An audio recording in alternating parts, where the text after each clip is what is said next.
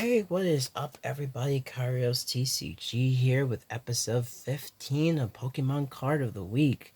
So, this episode, we're going to do things a lot more. We're going to have a lot more stuff to talk about since I haven't been doing this for the past 2 weeks. So, this is just my way of apologizing. So, Shrouded Fable just recently came out as of last week, and there were a couple of cards that caught my attention, and it would have been really cool to talk about some of them. And I really think that this would be really interesting. So, first things first, we're going to be talking about the Duskull line. So, the Duskull line is really going to be, it's going to be really nuts, especially for decks like Zard. So, we're going to be talking about each one of them one at a time. So, we're going to start things off with the Duskull. Has 60 HP. For 1 energy, come and get you. Put up to 3 Duskull from your discard pile onto your bench. So, up to 3. So, in that instance, you could say, let's say this Duskull is in your drop or your discard pile. Basically, you could put it onto your bench and set up your board for potential Dusclops and Dusknoirs to knock out your opponent's Pokemon. Especially in Zard, this is actually pretty nuts. So I would think that for a Zard deck, you're playing 2. You're probably playing at least 2 Duskulls, Dusclops, and Dusknoirs. 3 is probably a bit much, though I wouldn't be surprised if people actually played 3. But I think 2 is a fair 2 of each of the Evos would be a decent would be a nice little number to dance around. If you can fit it into the deck for 2 each, that's fine, especially for Dusknoir because you want it to hit for a lot of damage. So personally, I think this is good. Like, if in the event that your opponent knocks out a Duskull more than one, your other Duskull for 1 energy can just bring them right back. But you also have to be you have to keep in mind of your opponent's prize cards, because even though it can bring other Duskulls back, if your opponent does knock them out, that's more prize cards for them, and that can be a big problem. So next up, we have the Dusclops. Now, the first thing we want to take a note of its ability is Cursed Blast. Once during your turn, you may put 5 damage counters on one of your opponent's Pokemon. If you use this ability, this Pokemon is knocked out. So again, let's assume that you have 2 on bench, and let's say if you're playing Charizard, right? If you're playing Charizard, 2 on bench and Zard up front. So you're basically knocking out, let's say you can use, because it's not one of those abilities where you can only use it once per turn. You can basically use, if you're using 3, that's nuts. Again, like I said, if you're using all 3, if you're using 3 Dusclopses, Dusclops, Dusknoirs, and Duskulls, that's nuts. You could if you want to, but that's basically kind of wasting slots for other Pokemon that could be beneficial. As long as the Pidgeots in the deck aren't taken out, that's good. So if you're playing 3, you can basically go 50, 50, 100, and if you have a third, 150. And even though they're knocked out and your opponent gets a prize card, please bear in mind, in Zard, that's what Zard wants, because Zard gets strong with every prize card your opponent takes. With every prize card your opponent takes, Burning Darkness gets stronger with 30 more damage. It adds more power to it, making it an absolute powerhouse. So Zard, in depending on what the prize lead is, it wants you to sacrifice them So not only Zard can get stronger and ultimately decimate any Pokemon that's in its way with and or without the exception of stuff like Hero's Cape that gives the opponent 100 plus HP. But in an instance, Zard could potentially knock out or at least whittle down. If the Dusclopses can't do it, then this next one will, and it is the Dusknoir. Dusknoir has the same ability for Curse Blast. Oh, wait a minute. For Dusclops, Will-O-Wisp does 50 damage for 2 Psychic Energy, but mainly it's the ability that you want to use. And then back to Dusknoir. So Dusknoir, Curse Blast, much like Dusclops, if it does damage counters, it knocks itself out. The only difference is for Dusknoir, it does 13 damage counters to one of your opponent's Pokemon. Please bear in mind that's a whopping 130 damage to any Pokemon. That means either your active Pokemon or on bench. So basically, let's say if your opponent has a bulky Pokemon that's setting up on bench, Dusknoir can potentially knock it out in the expense of sacrificing itself to do it. And while this is happening, the funny haha kind of feeling is throughout all this, Charizard has not yet swung on that turn. So let's say you're playing, in the instance, let's just paint a scenario. You're playing 3, let's say you have Charizard. Let's really paint that picture. Let's say you have, in terms of your active, you have your Zard, and you have a second Zard just in case things go awry. You have, let's say, well, you're not going to play 3. You're not going to play 3 Dusknoirs, but if you are playing Dusknoirs, you want to end the game early.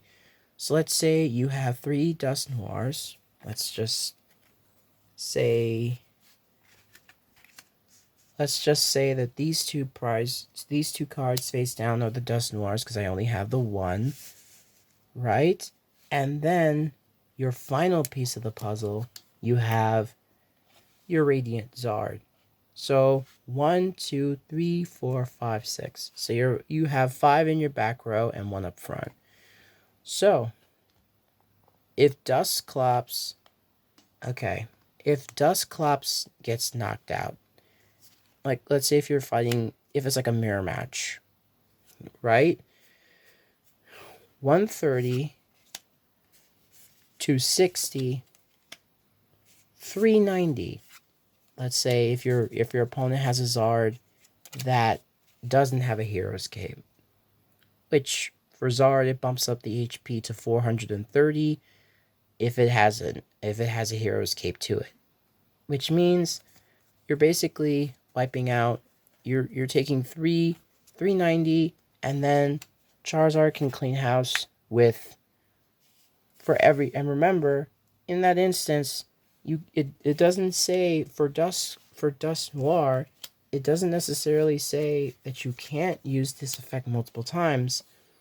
It just says once during your turn, you may put up to 13 damage counters on one of your opponent's Pokemon. If you use this ability, this Pokemon is knocked out. Now, it doesn't mean it's an attack. It leaves damage counters. So when it knocks itself out, Charizard gets more stronger. Both Charizard EXs get stronger. And then on top of that, you also have the Radiant Zard. And let's say on a previous turn, you already have a fire energy attached to it. Let's say there's two each on these Zards already. And remember, we have to keep an account with Radiant Zard, with Excited Heart. This Pokemon's attacks cost energy less for each prize card your opponent has taken. And since with the potential 3 Dusknoirs that you're playing in deck, or 2, you're basically allowing your Radiant Zard, to have less energy required for it to swing for 250.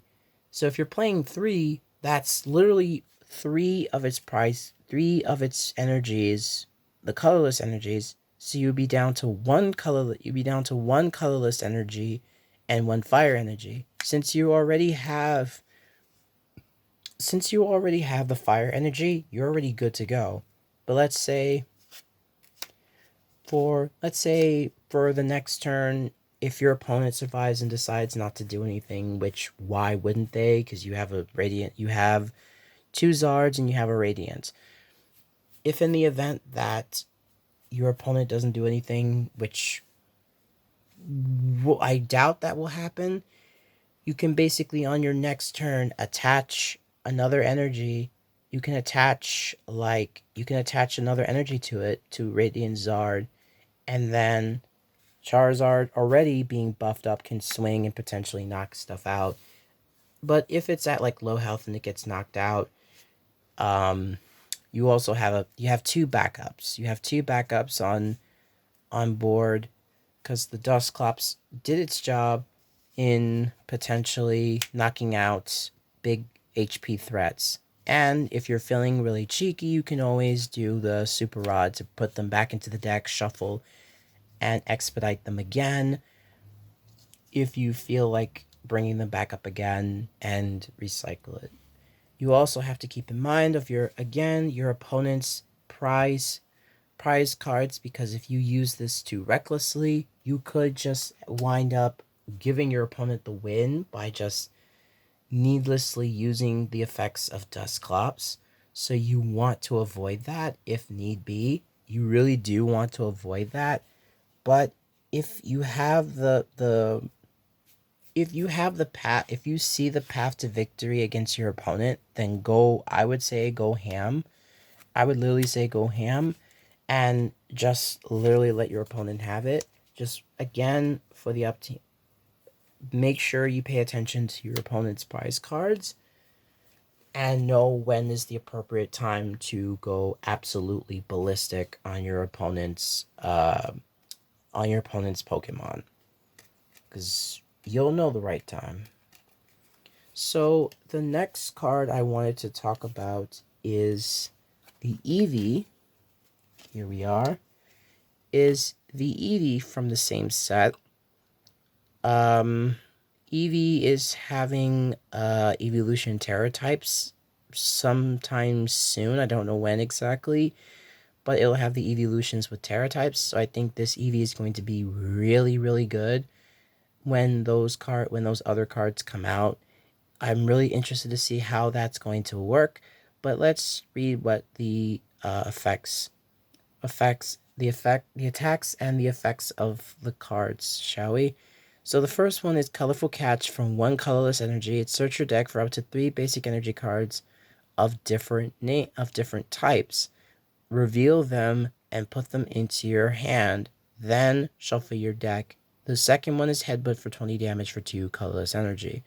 Colorful Catch seems like a really cool ability, and in terms of the new evolutions that are coming out, this might actually be really good. But at the end of the time, you do have to consider that your opponent can really just low-key Iono your hand. So all that hard work can be prevented. All that hard work will be going down the drain. So you might want to make sure that you can empty your opponent's hand of any potential hand-ridding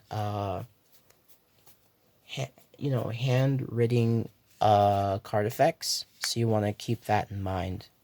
I really think this card's going to be really good as in the next few months. I don't know when that new set's going to come out, but let's see what that's going to do. And last but not least, we're going to be talking about the Axew evolutionary line, starting with the first Axew. For fighting energy, it does Scratch for 10. It has 70 HP. Scratch for 10 damage for fighting energy. For Sharp Fang, it does 30 damage for fighting energy and a metal energy.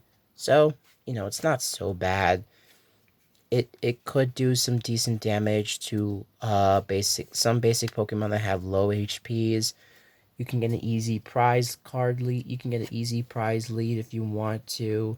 but you also have to understand that this is just there specifically just to get rid of the smaller threats. Unless the small threats have like certain abilities that can either protect themselves or they can do sorts of combos, so you do have to keep a mind out for that. The second one, the evolution is Fracture and the ability Unnerve. So it says whenever your opponent plays an item or supporter card from their hand, prevent all effects of that card done to this Pokemon.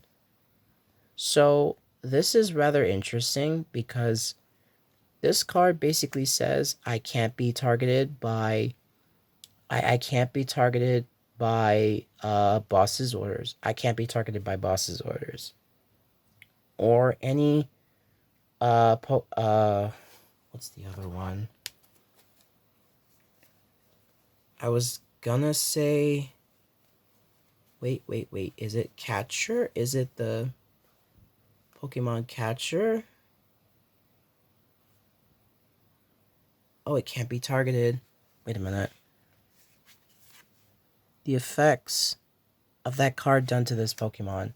So, I guess Lost Vacuum can't touch it since it basically the tool. I don't know. I'm not sure in that regard. But there was another one that I was wondering if it was going to work. Okay, Counter Catcher. So cards like Counter Catcher can't touch it either. So if you have more prize cards... Oh, no. If your opponent is playing this, like if you're going up against this, if you're playing this, then Fracture can't be touched by this. If you're ever faced against this, you don't want to use Counter Catcher. And I'm assuming Prime Catcher as well, or any cards that target it, it can't be touched. So it's literally just a little wall. It's just a little wall that's there. So if your opponent is playing it, try to avoid using cards that can really that want to get rid of it. So if you try to use the boss's orders to move it, it won't be moved because of its effect. And then Dragon Pulse for fighting energy and a steel energy. Basically, it says for 80 damage, discard the top card of your deck. So you're just milling cards. And then last but not least, actually, let me just put them like this. And last but not least, we have the Haxorus. So the Haxorus has 170 energy, and the first, for 1 energy, it's bring down the axe. If your opponent's active Pokemon has any special energy attached, it is knocked out. So for cards like, for decks like Lugia, Arceus, this can really close it out, because if you're playing variants of decks that have special energy in them, you're literally gonna... This card can actually do a decent amount of damage and can give you a good prize card lead, but your opponent can also knock it out with potential like Gardevoir EX or any other potential any potential heavy hitters in this metagame. So if I am to be honest, between these cards, in terms of the Evo line of the Duskull Evo line and the Axew Evo line, I really think that the Duskull Evo line kind of just does it better, because for the Dusclops and Dusknoir, with Dusclops doing 50 damage, knocking itself out, and again, if you're playing this in Zard, this benefits Zard because it gets stronger with every prize card your opponent takes, so that's really good. And with Dusknoir, again, has the same ability as Dusclops, but instead of 50, you're hitting your opponent, any Pokemon, for 130. You're hitting for 130. And the same, I believe, to one of your opponents, so it doesn't mean, it doesn't regard to just active Pokemon, it also means bench as well. So you can hit potential Pokemon that your opponent is setting up in the back row, and get more prize cards. But at the same time, you're gonna be playing it risky because the only other deck that actually would benefit from this in terms of that, if you're going up against like a Zard mirror match, because if your opponent already has a Zard already on board and you knock out Pokemon that's in the back, then your Charizard gets stronger, or you can use the Dusclops and Dusknoir to whittle down that other potentials, the Charizard, whether it's in the back or in the front. But you want to make sure you get rid of one of the two, and then the Zard being in the active, if that is to be the case, the Charizard can swing and clean house and potentially win the game a lot quicker than most. The Axew line, the only two, the Dusk, well, before we get into the Axew, I think the Duskull is also pretty good too, in terms of the Zard deck or any other deck, because if you're using cards like TM Evolution, by allowing you to evolve your Duskull, like with the Duskull, you can attach this to, and then evolve your Duskull. Like the two, like let's say this is like your second turn, your opponent doesn't have anything, you can literally go TM Evo, evolve my two Duskulls that are in the back row, because it says up to 3, you can evolve 2 into Dusclops, then you can use the Dusclops to potentially deal a lot of damage, or if you have rare candy, you can always evolve it to Dusknoir and deal a tremendous amounts of damage to any poor unsuspecting Pokemon that are being set up, regardless if they're inactive or in the back row. The Axew line, I think that Fracture and Haxorus are the only two big notable cards here.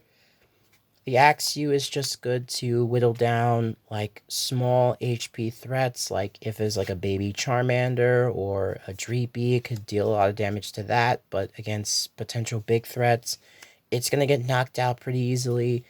The Fracture basically prevents cards that target it. All of its personal effects will be null and void, meaning that it can't be Boss's Orders, it can't be Counter Catcher, it can't be hit with those. Prime Catcher, it can't be hit by stuff like that. So it creates a protection for itself. And Haxorus, literally, if you're going up against a deck which uses special energy, it can basically knock it out. And this is good for against these certain decks that have V's, V stars, and EXs. So like if your opponent is using like special energy in Zard or in Gardevoir or in Lugia or any deck that is using special energy, the Haxorus can knock it out and can give you a pretty good prize lead, depending on how the setup is. How the setup is in terms of the match. So that is the end of this video. And again, the Eevee is going to be absolutely nuts when the Evolution Terror type, the Evolution Terror type cards come in, and hopefully in the future, if I get my hands on them, we'll talk about them. So that's the end of this video. Please, if you like this video, please like, comment, and subscribe, and I will see you guys in the next video. Peace.